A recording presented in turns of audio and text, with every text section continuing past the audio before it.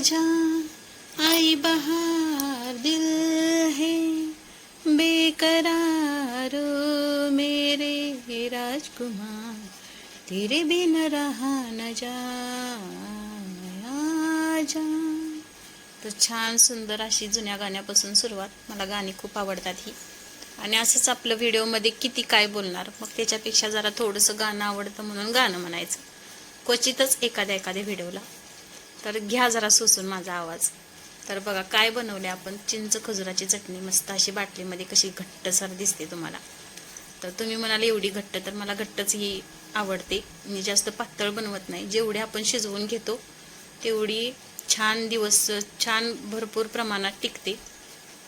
आणि 15 दिवस तुम्ही आरामात बाहेर सुद्धा ठेवली तरीही चालते किंवा फ्रीजमध्ये ठेवली तरीही टिकते. तर फ्रीज शिवाय बाहेर ही टिकतेच ही चटणी. बरं असो, तर आता कृती बघा. चिंच खजूर जी आहे, चिंच आहे 100 ग्रॅम, खजूर 50 ग्रॅम आहे. आणि छान अशी दोन्ही एकत्र बाउलमध्ये घेऊन गरम पाणी घालून मिक्स करून एक अर्धा तास ठेवलं.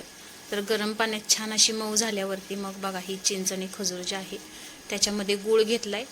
तर चिंचेचा थोडासा आंबटपणा लागला पाहिजे चटणीला, तर त्यासाठी खजूर मी 50 ग्रॅम घेतली आणि गूळ ही थोडाच घेतलेला आहे, अगदी जास्त पण घेतलेला नाही, कारण चिंचेत थोडीच तर टेस्ट लागली पाहिजे. आणि बघा छान अशी पेस्ट बनवून घेतली. आणि आपली जी चाळण आहे तर त्या चाळणीमध्ये व्यवस्थित असा गाळून घेतलेली आहे पेस्ट मी. एकदम पातळ मऊसर अशी पेस्ट तयार झालेली आहे. गाळणीमध्ये गाळून घ्यायचा हेतू काय, म्हणजे चोथा किंवा बिया वगैरे राहिलेल्या असतात तर त्या वरच्यावर राहतात. आणि हे बघा पेस्ट छान अशी आपली निघलेली आहे. तर चमच्याने सगळी काढून घेतली. ज्या भांड्यामध्ये मी शिजत ठेवणार आहे तर त्याच भांड्यामध्ये गाळून घेतलेलं आहे, कारण आपण एका भांड्यात गाळून घेणार, परत दुसऱ्या भांड्यात शिजत ठेवणार, मग तो भांड्याचा पसारा, मग वैतागवाडी. त्याच्यापेक्षा ज्या भांड्यात आपल्याला शिजत ठेवायचं आहे त्याच भांड्यात गाळून घ्या. तर हे बघा गाळून घेतलं. आणि नंतर मग त्याच्यामध्ये लाल तिखट आहे, म्हणजेच काश्मीरी मिरची पावडर 1 वाटी घेतलेली आहे. चवीनुसार मीठ आहे, काळं मीठ आणि जिऱ्याची पावडर. तर हे 3 प्रकार आपल्याला याच्यामध्ये घालून आपल्याला शिजत ठेवायचं आहे. तर छान असं शिजत ठेवलं. आणि मी जास्त पातळ बनवलेली नाही चटणी, थोडीशी घट्टसर अशी करून घेतलेली आहे. तर तुम्ही बघू शकताय हे अशा पद्धतीची. आणि हे सगळं घातल्यामुळे कलर एकदम सुंदर असा चटणीला आलेला आहे. तर हे बघा हे 3 प्रकार आपण घालून घेतलेले आहेत त्याच्यामध्ये.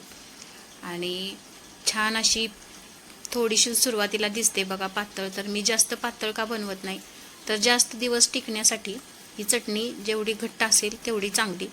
आणि ही चटणी आपल्याला कशासाठी लागते तर तुम्हाला माहीतच आहे. पाणीपुरी किंवा चाट काही तर बनवायचं असेल किंवा दहीवडी, तर याच्यासाठी ही चिंच खजुराची चटणी नादच खुळा.